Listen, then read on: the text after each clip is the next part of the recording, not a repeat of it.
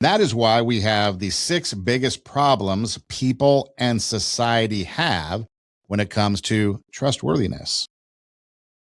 Now, just to review, remember, trust is the belief or confidence in someone or something. You can trust in the fact that when you sit in a chair, it won't break. You can trust in the fact that when you go to your car and you turn it on, it's going to start. You don't go to the car and turn it on and hope it doesn't start or think, is it? Maybe, maybe not. You trust it's going to start. You pull up to the slot machine.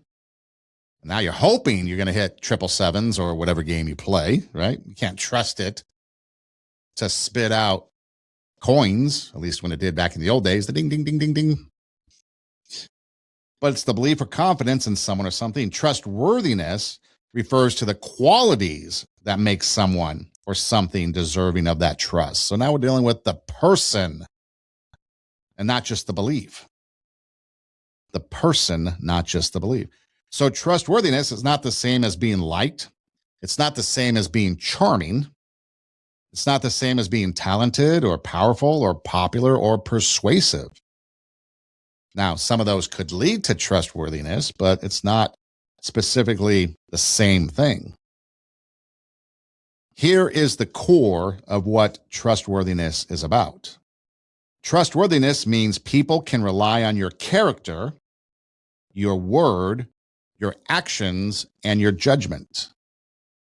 A trustworthy person is someone whose behavior says, you can count on me when it matters.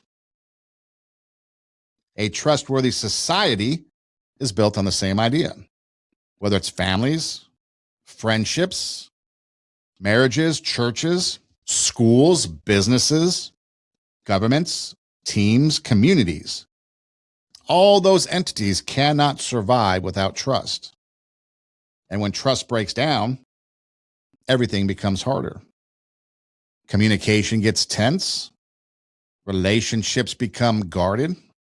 Leadership loses credibility. People become suspicious. They become defensive and disconnected.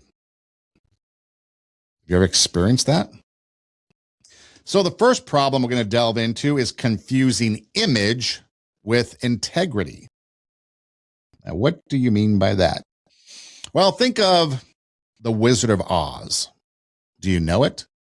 Sometimes I have to question people about pop culture because I might throw out a pop culture reference and people are like, what are you talking about? Because we've moved on. And some people might not know. Some people might not know the Wizard of Oz. In fact, for example, we were doing a study the other day on Hurricane Katrina, a little group reading on Hurricane Katrina with some middle schoolers. They had no idea about Hurricane Katrina, not one clue as to anything about it. Well, if you were around during the time Hurricane Katrina came, you would never forget it. So that's kind of the point with pop culture. If you know it, you get it. If you don't, well, then maybe I'm getting too old. But the Wizard of Oz, when it comes to confusing image with integrity, okay, he presents himself as the great and powerful Oz, wise, almost godlike. But behind the curtain, what was he? Just a man using illusion to control how others see him. Image. It's the perfect picture, the Wizard of Oz, is that of image without integrity.